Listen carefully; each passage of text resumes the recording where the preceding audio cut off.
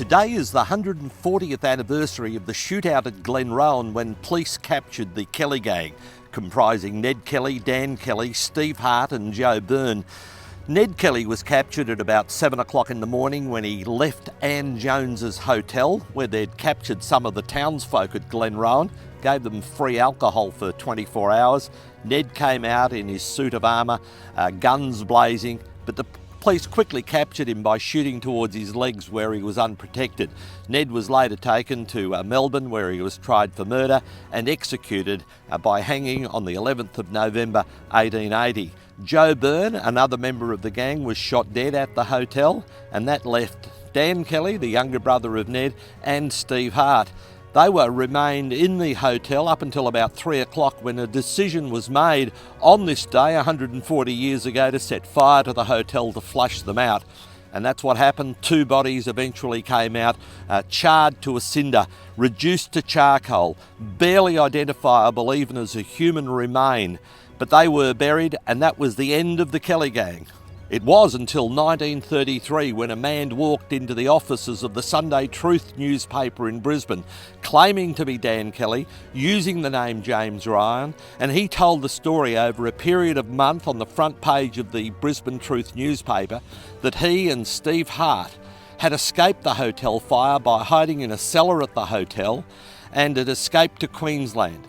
He showed the journalists at the Truth newspaper huge burn marks on his back, which he said he got in the hotel from a burning beam which came down on him. Nevertheless, he was able to get away and make their way to Queensland. He had the initials DK branded on his buttocks. And the stories which the Truth newspaper told in 1933 were later described as electrifying the world. The story went around the world that it was a member of the Kelly gang. Indeed, 2 members were still alive. In 1934, Dan Kelly, or James Ryan, went to the Brisbane Exhibition Grounds in Sideshow Alley, where patrons were charged to listen to the tales of the Kelly gang. He told tales of the family, of the exploits of the Kelly gang over 2 years in northern Victoria. He was believed by many. Some thought he may have been an imposter. He lived around the Brisbane area under the old Toombul Railway Bridge at Annerley, then came to the Ipswich area, around the Wood End area, went to Rosewood, and finally built a humpy on Harris Road at Fairney View. Fairney View is north of Ipswich and just a couple of kilometres south of Fernvale. Now, the story sequel was in 1948. Ned Kelly's brother, Dan, who claimed to have survived the fire at Glenrowan 140 years ago today in 1880, had been admitted to the Brisbane General Hospital in July of 1948.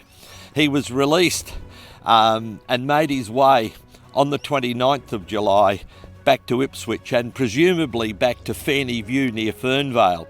He was reported to have been seen at the Royal Mail Hotel at Goodna on his way and the old Railway Hotel at Redbank. But at 8 o'clock on that night, he was walking along the railway line, which was a mode of transport. It was a pretty good way to get from one town to another, but it wasn't safe because a coal train at 8 o'clock that night hit Dan Kelly, or James Ryan, which the name he was using, and decapitated him. He was buried on the 31st of July, right here in the Porpoise section of the Ipswich Cemetery. Only a Catholic priest and the cemetery sexton were in attendance at that funeral. The following day, on the 1st of August 1948, the Brisbane Truth reran the story under the headline "Last of the Kelly Gang Dies," and recounted the story of James Ryan, or Dan Kelly, having escaped the burning fire at Glenrowan 140 years ago today and ended up in a pauper's grave right here in the Ipswich Cemetery. There's one man who grew up at Fernvale, or at Fairney View near Fernvale, in the 1940s, John Harris, who was the Deputy Chairman of the Moreton Shire, later on the Deputy Mayor as it's currently known. He swears that as a young boy in the 1940s, he sat in the lap of Dan Kelly. He saw the burn marks on his back, thick, fatty tissue that had been burnt, horrific burns, and the initials, he confirmed, were DK branded on the buttocks of this old gentleman. So the history of the Kelly gang may not have finished 140 years ago today in 1880. It may live on, in a sense, here in the Ipswich Cemetery, with the old gentleman just below me, buried in the ground, may have taken to the grave the truth that he was part of the Kelly gang, Dan Kelly, also known as James Ryan. It's a fantastic tale. It could be true. It may only ever be proved with DNA testing. But what a fantastic yarn.